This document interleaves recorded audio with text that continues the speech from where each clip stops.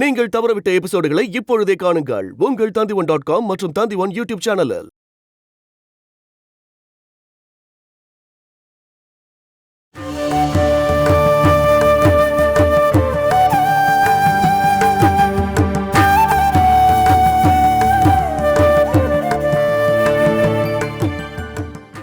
அவ வயசுல உள்ள பொண்ணுங்களுக்கெல்லாம் கல்யாணம் ஆகி குழந்தைங்களும் இருக்கு.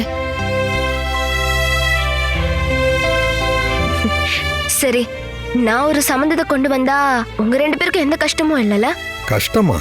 அதுல என்ன கஷ்டம்? ஏன் பொண்ணோட கல்யாணத்துக்கு நானே எதிரா நிப்பனா? அதுவும் நீயே கொண்டு வந்த சம்பந்தத்தை வேண்டான்னு சொல்லுவா? எங்களுக்கு எந்த எதிர்பார்ப்பும் இல்ல. எங்களை பொறுத்தவரை ரம்யாவை ஒரு நல்ல இடத்துல கல்யாணம் பண்ணி கொடுக்கணும்னு தான் ஆசைப்படுறோம். சரி, நீ சொல்லுமா, பையன் யாரு? நான் இந்த விஷயத்தை பத்தி பவித்ரன் அண்ணா கிட்ட சொல்லியிருந்தேன். பவித்ரன் அண்ணன் வழியா வந்த சம்பந்தம் தான் இது. கேட்ட வரைக்கும் நல்லவங்களா இருந்தாங்க. பையனோட பேரு வினோத். நெல்லிமங்கலத்துல தான் வீடு. ஆனா இங்க டவுன்ல அவங்களுக்கு ஹோல்சேல் பிசினஸ் இருக்கு. அவங்க கடையில இருந்துதான் பவித்ரன் அண்ணன் தினமும் பொருள் எல்லாம் வாங்கிட்டு இருக்காங்க. அதனால பையனோட குடும்ப ஆளுங்கள்லாம் பல வருஷமா தெரியும். நல்ல ஆளுங்க. பையன் MBA படிச்சிருக்கான். அவன் தான் இப்ப பிசினஸ் விஷயத்தெல்லாம் பாத்துக்கிறானா. அதுக்காக ஃபுல் டைம் கடையில இருப்பானே நினைக்காதீங்க. சொத்து பத்திரத்தை பார்த்தா நெல்லிமங்கலத்தோட மிகப்பெரிய வீடு அவங்க வீடுன்னு தான் பவித்ரன் அண்ணா சொன்னாரு. அப்புறம் நெல்லிமங்கலத்துல அடுக்குமாடி கட்டணும். எங்க டவுன்ல மார்க்கெட்டு பக்கத்துல 1-2 பில்டிங்ஸ். அதுக்கான மாசம் வாடகை பல லட்சம் இருக்கும். இதெல்லாம் வச்சு பார்க்கும்போது நல்ல சம்பந்தம் தான் எனக்கு தோணுது. அந்த வினோத்தை பத்தி நானும் அங்க பக்கத்துல விசாரிச்சேன். கெட்ட பழக்கம் எதுவும் இல்லாத குடும்பத்து மேல அக்கறை உள்ள ஒரு பையன். அக்காவுக்கு பொருத்தமான பையன் தான் எனக்கு தோணுது.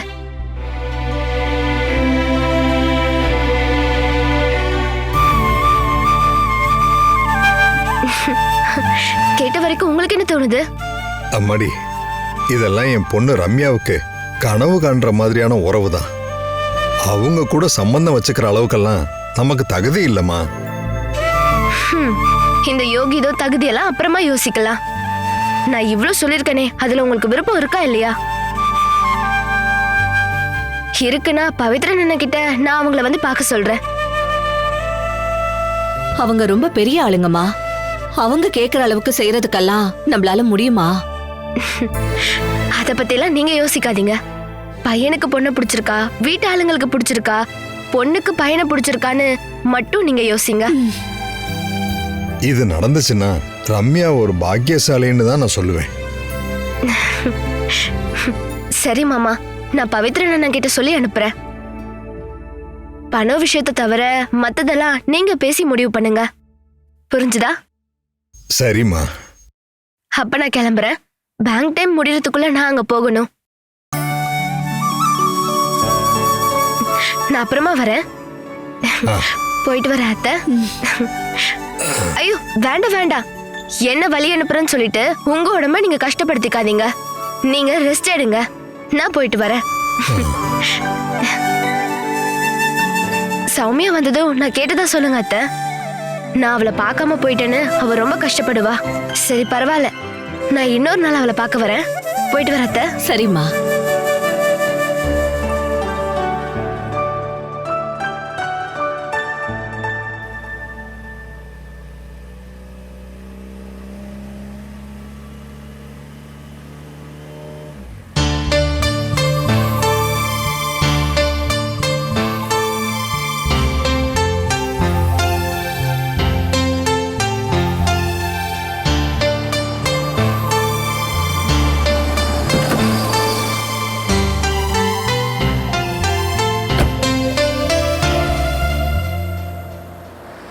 வண்டியில் இரு. வணக்கம் சார்.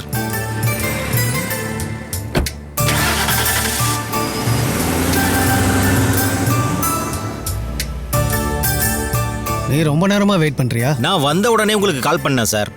அப்போ நீங்க ஆபீஸ்ல இருந்து கிளம்பிட்டேன்னு சொன்னதுனால நான் உங்களுக்காக வெயிட் பண்ணேன் சார். எதுக்காக என்ன பார்க்கணும்னு சொன்னீங்க? அன்னைக்கு மாதிரி ஏதாவது ஷாக் ட்ரீட்மெண்ட் கொடுக்கவா? அப்ப லேட் பண்ண வேண்டாம். இது சாதாரண குண்டா இல்ல அணுகுண்டான்னு இத பார்த்ததுக்கு அப்புறம் சொல்லுங்க சார். இதோ இதை பாருங்க.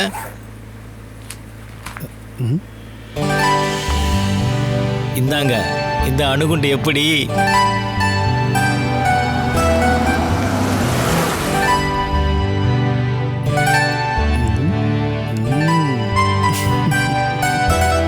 என்ன சார் வண்டியை நிப்பாட்டிட்டீங்க?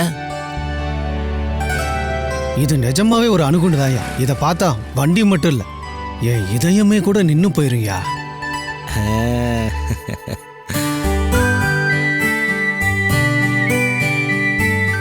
யாரு அந்த பொண்ணு? இவ பேர் தான் பிந்து. எப்படியாவது சினிமா நடிகை ஆயிரம்னு ஆசைப்படுற ஒரு பாவப்பட்ட பொண்ணு சார். சின்ன வயசுலயே நல்லா டான்ஸ் ஆட கத்துக்கிட்டா. ஸ்கூல்ல எல்லாம் கலா திலகன்ற பேர்லாம் வாங்கியிருக்கா சார். வயசு 18 ஆச்சுன்னு சந்தேகமா இருக்கு சார். உண்மையிலேயே இந்த பொண்ணை நடிக்க வைக்க அவங்க அம்மா தான் ஆர்வமா இருக்காங்க சார். அதுக்காக அவங்க எதை வேணா செய்ய தயாரா இருக்காங்க. அப்படி இருக்கும்போது அவங்க ஏன் கஸ்டடியில வந்து மாட்டிக்கிட்டாங்க? ஆள் இப்ப எங்க இருக்காங்க? அவங்க வீட்டில தான், பின்ன வேறங்க. என்னது உன் கஸ்டடியில் இருக்காங்கன்னு சொன்ன? கஸ்டடின்னு நான் சொன்னதை நீங்க தப்பா எடுத்துக்கிட்டீங்களா? சினிமால நடிக்கணும்னு சொல்லி இந்த பொண்ணுக்கு ஏதாவது வாய்ப்பு வாங்கி கொடுங்கன்னு அந்த பொண்ணோட அம்மா என்கிட்ட வந்தாங்க. அதுக்கு தான் நான் அப்படி சொன்னேன். ஆள் எப்படி கூப்பிட்டா வருவாளா?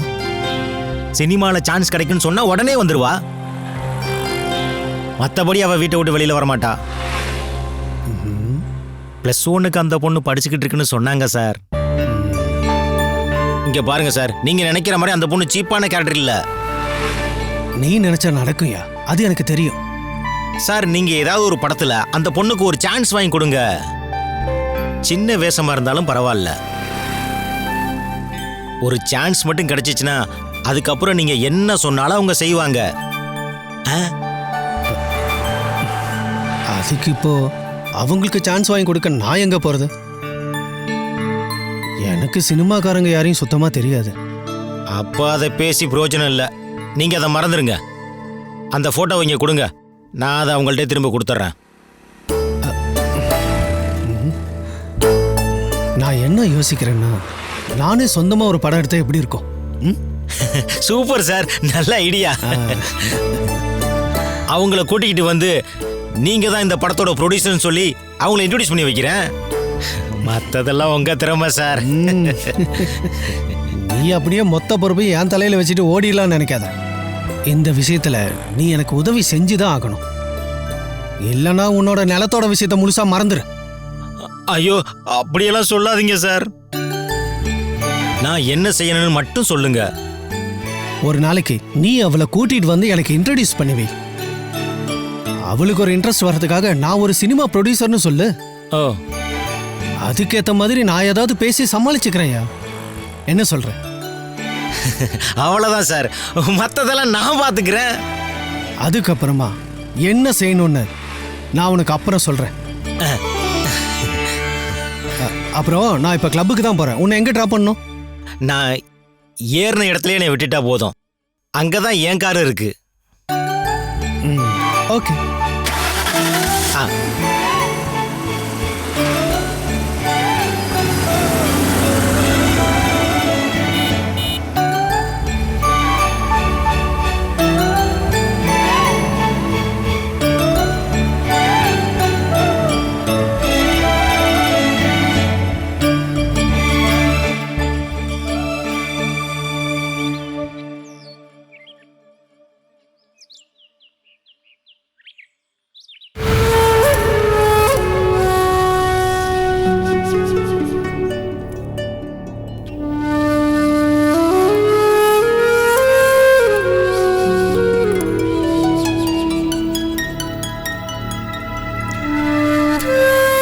நீ எதுக்காக அங்க போய் தேவலாம எட்டி பாக்குற?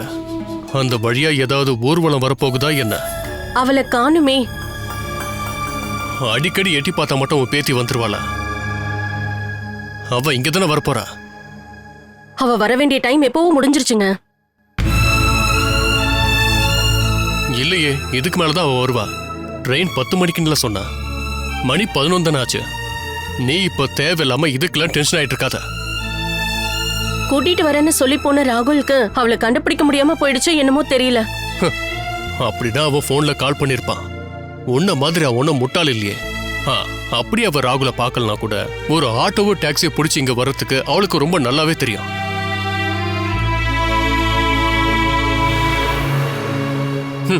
நீ எதுக்காக இவ்ளோ டென்ஷன் ஆகுற? பிள்ளைங்க சொன்ன நேரத்துக்கு வீட்டுக்கு வரலனா அம்மாக்கு டென்ஷன் ஆகாதான்? அப்பாக்கு அதெல்லாம் சொன்னா புரியாது. திட்டவும் குத்தம் கண்டுபிடிக்கிறதுக்கு மட்டும் தானே அப்பாக்கு தெரியும். அது சரிதான். பிள்ளைங்களை தூக்கி தலைமையில வச்சுக்கிட்ட அவங்க சொல்ற பொய்யையும் கோல்மான் தனத்தையும் கண்டுக்காம இருந்துகிட்ட அவங்கள கெடுக்கிறது அம்மாவால மட்டும்தான் முடியும். கடைசியில எல்லா தப்பையும் அப்பா அம்மால தூக்கி போட்டுட்டு அவங்க எஸ்கேப் ஆயிடுவாங்க.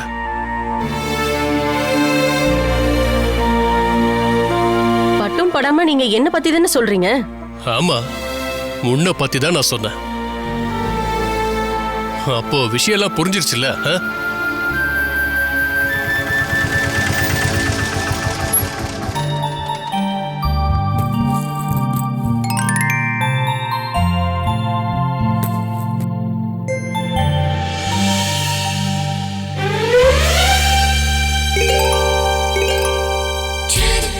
ஏன் இங்க பாருங்க, நம்ம பொண்ணு வந்துட்டா.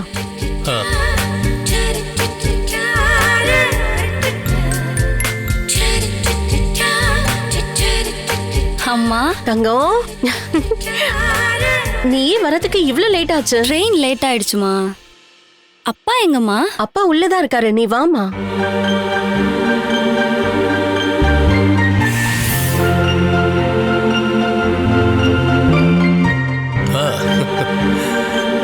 அப்பா அம்மாடி, டிராவலிங்ல ஈஸியா இருந்துச்சா? நம்ம ஊர் ட்ரெயினை பத்திலாம் சொல்லணுமா என்ன? ஆமா, உங்களுக்கு என்னாச்சுப்பா? என்னாச்சு? கொஞ்சம் வயசான மாதிரி இருக்கீங்க. அது வயசாயிடுச்சு, அவ்வளவுதான். அதுக்கு என்ன பண்ண? அதெல்லாம் இல்ல, நீங்க ஆளே மாறிட்டீங்க. சரிதானம்மா? என்ன பாக்கும்போது உனக்கு எதுவும் தோணலையா? அம்மா இப்போ ஸ்மார்ட் அண்ட் யங்கா தான் இருக்கீங்க. போலி, நீங்க இப்போ கொஞ்சம் வெயிட் போட்டீங்களோன்னு தோணுது. ஏன் சாப்பாடு சேர்த்து அவ தானே சாப்பிடுறா, அதனாலதான் நான் இப்படி டயர்டா இருக்கேன். அவ கொஞ்சம் வெயிட் போட்டுட்டா. டேய், இவ்வளவு சீக்கிரம் கண்டுபிடிக்க முடிஞ்சதா? கோச் நம்பர் தெரிஞ்சதுனால ஈஸியா கண்டுபிடிச்சிட்டேன். நீ ஏதாவது சாப்பிட்டியா இல்லையாமா? ட்ரெயின்லயா? ஓ, காஃபி மட்டும் குடிச்சேன், வேற எதுவும் சாப்பிட தோணல. சரி, அப்போ வா, நான் உனக்கு சாப்பாடு கொடுக்குறேன்.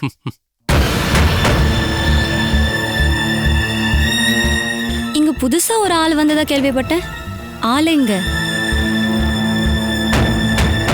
அவ எங்க இருக்கா? அந்த ரூம்ல இருப்பா.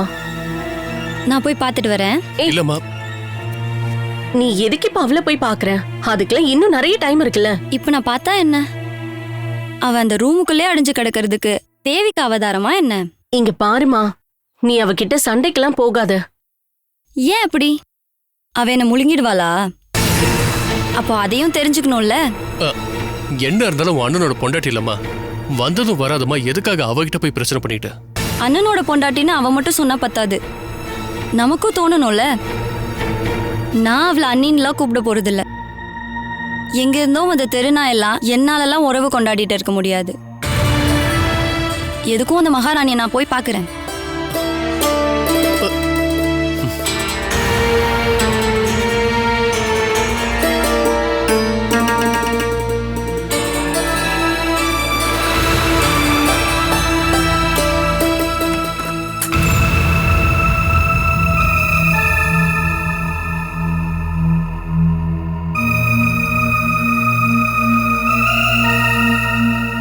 உன்னோட பேர் என்ன? மணிமேகலை. எப்படியும் நான் உன் வீட்டை பத்தி கேட்க போறதில்ல, அதெல்லாம் இருக்காதுன்னு தெரியும். நான் யாருன்னு தெரியுமா? தெரியும். யாரு? நயனா, ராகுலோட தங்கச்சி.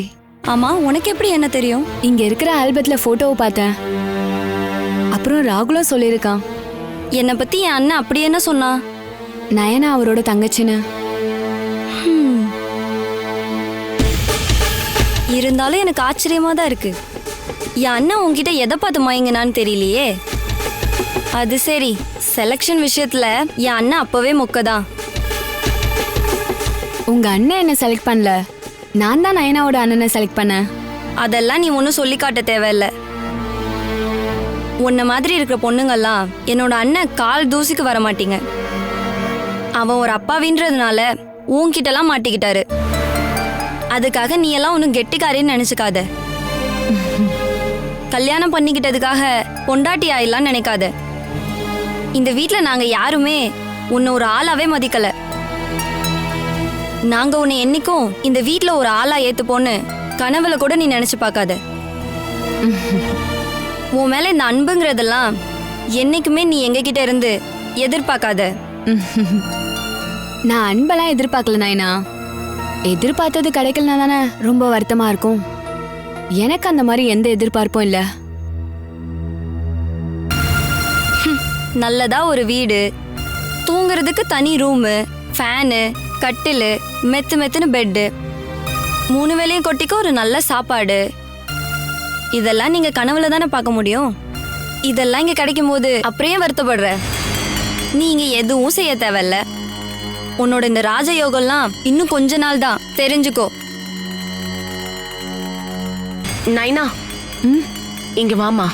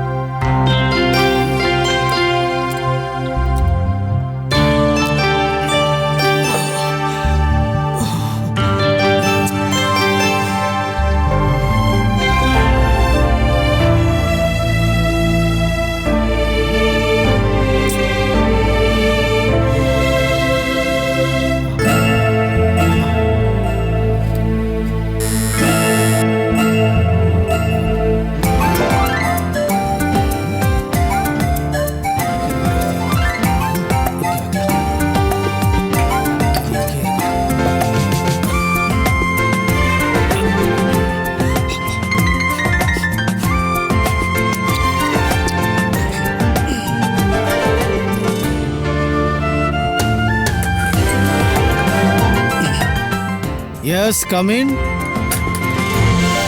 சார், என்னய்யா? அந்த பொண்ணு அம்மாவும் வந்திருக்காங்க சார். நம்மளோட ஹீரோயின். ஹீரோயினா? அது ஹீரோயின் இன்னும் முடிவு பண்ணவே இல்லையே. இல்ல, அன்னைக்கு நான் சொன்னேன்ல, எனக்கு தெரிஞ்ச ஒரு நல்ல திறமையுள்ள பொண்ணு இருக்கான்னு சொன்னேன்ல, அந்த பொண்ணை பத்தி தான் சார் சொன்னேன். அவங்கள நீ தானே பார்த்துருக்க, நான் பார்த்தது இல்லைல்ல. நான் இது வரைக்கும் பார்க்காத ஆள் எப்படியா என்னோட ஹீரோயின் ஆவாங்க? சாரி சார், நான் அந்த மாதிரி நினைச்சு சொல்லல.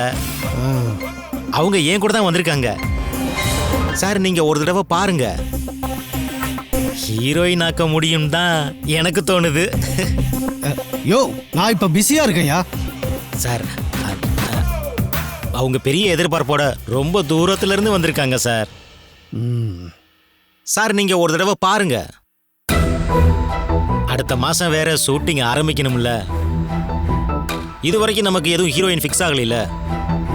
நாம இந்த பொண்ணையே ஃபிக்ஸ் பண்ணா நமக்கு அலைச்சல் மிச்சமாகும் சார். கூப்பிடவா சார்? சரி சரி, அவங்கள வர சொல்லு. பிடிக்கலன்னா அடுத்த நிமிஷமே ரிஜெக்ட் பண்ணிடுவேன். என்னை பத்தி தெரியும்ல. எனக்கு என்னமோ அவங்கள நீங்க பாத்தீங்கன்னா கண்டிப்பா பிடிக்கும் சார். நான் உடனே வர சொல்றேன் சார். வா வா. போமா. வந்துட்டாங்க சார். வணக்கம் சார். வணக்கம். உன்னோட பேர் என்ன? பிந்து. இதுக்கு முன்ன நடிச்சிருக்கீங்களா? சினிமால இல்ல சார். பின்ன நாடகத்திலயா? ஸ்கூல் படிக்கும் போது நாடகத்துல எல்லாம் நடிச்சிருக்கேன் சார். நாடகமும் சினிமாவும் அது ரெண்டும் வேற வேற. இருந்தாலும் பரவாயில்ல, நடிச்ச பழக்கமாவது இருக்கா? இவ ரொம்ப நல்ல நடிப்பா சார். மிமிக்ரியில ஸ்கூல்லயே ஃபர்ஸ்ட். எல்லார் மாதிரியும் அப்படியே பேசுவா சார். பேசி காட்டுமா, அவருக்கும் தெரியணும்ல. அவங்க யாரு? அம்மா சார். ஓ, என் பேரு சாந்தா. நான் ஒரு பழைய நாடக நடிகை சார். ஓ, நீங்க சொன்னா சரிதான். இவங்க மிமிக்ரி பண்ணுவாங்களா? செய்வேன். சரி, எங்க பேசுங்க பார்க்கலாம். செஞ்சு காட்டுமா? பேசி காட்டு. ஆ, நான் இப்போ முதல்ல பண்ண போறது உலகநாயகன் கமல்ஹாசன் சார் தான்.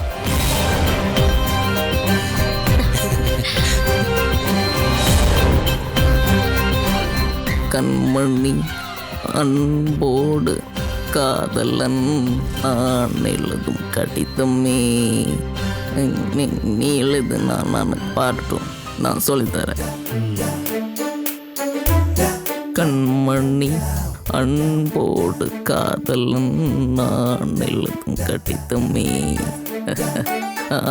அப்படிதான். அடுத்ததா சுராஜ். அட கடவுளே, என்னடா பண்ணி வச்சிருக்கீங்க? டேய் முருகா, டேய் கிட்ட வாடா, வேட்டியை போடுறா. ஐயோ, இந்த பையன் தொல்லை தாங்க முடியல.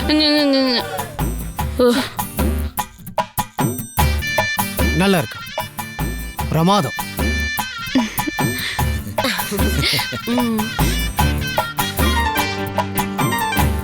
ஒரு டான்ஸரை பத்தின கதை தான் நாங்க சினிமாவா எடுக்க போறோம். உனக்கு டான்ஸ் ஆட நல்லா தெரியும்ல? தெரியும் சார். 10 வருஷமா டான்ஸ் கத்துட்டு இருக்கா சார். ரொம்ப நல்லதா போச்சு. டான்ஸ் ஆட சொல்லவா சார்? வேண்டாம். டான்ஸ் ஆன வீடியோலாம் அவ வச்சிருக்கா சார். எங்க வீட்டு பக்கத்துல இருக்க கோயில்ல திருவிழாக்கு ஆடின டான்ஸ் அது. அதெல்லாம் அப்புறம் பார்த்துக்கலாம், பொறுமையா பார்ப்போம். எப்படி இருக்கு சார்? ஹீரோயின் ஆகிறதுக்கான அழகெல்லாம் சரியா இருக்கு. நடிப்பு திறமையும் இருக்குன்னு தான் தோணுது. இது சினிமா வச்சு 100% கேரண்டி இருந்தாதான் ஹீரோயினா செலக்ட் பண்ண முடியும். அதனால 1-2 சீன் எல்லாம் நடிக்க வச்சு பார்க்கணும். எப்ப வர முடியும்? நீங்க ஒரு வார்த்தை சொன்னா போதும், எல்லாம் உங்க விருப்பம் தான். சரி, நான் சந்திரபாபு கிட்ட சொல்றேன். கொஞ்ச நாள் நான் டூர்ல இருப்பேன், ஃப்ரீ ஆனதும் சொல்றேன். போதும் சார், எப்ப பார்க்கலன்னு நீங்க சொன்னா போதும், நாங்க வந்துருவோம். சரி, அப்புறம் பார்க்கலாம். உங்க பொண்ணுக்கு நல்ல ஒரு ஃபியூச்சர் இருக்கு. கண்டிப்பா நீதான் என்னோட ஹீரோயின் தோணுது.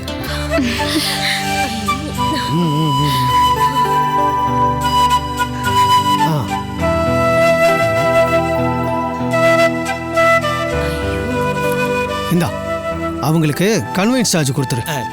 ஐயோ, இதெல்லாம் வேண்டாம் சார். நாளைக்கு ஒரு காலத்துல பெரிய நடிகை ஆக மாட்டான்னு யாரால சொல்ல முடியும்? முதல் தடவை சான்ஸ் கேட்டு வந்தப்போ வெறுங்கையோட அனுப்பிட்டாங்கன்னு அன்னைக்கு சொல்லிடக்கூடாதுல்ல.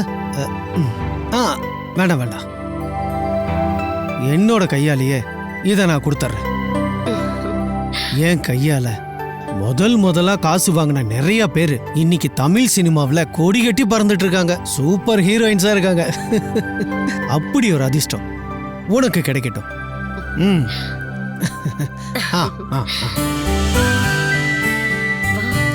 நீங்க முன்னாடி போங்க, நான் வரேன். சூப்பரா பண்ணீங்க சார். உங்களை பாராட்டியே ஆகணும் சார். சார், உங்களை மாதிரி நடிக்கிறதுக்கு இந்தியாவில் இன்னும் யாருமே பிறக்கல சார். சார், நீங்க சினிமா சீரியல்னு எதுலயாச்சும் நடிக்கலாமே சார். நீ சீக்கிரம் போ, அவங்களுக்கு நம்ம மேல சந்தேகம் வந்துட போகுது.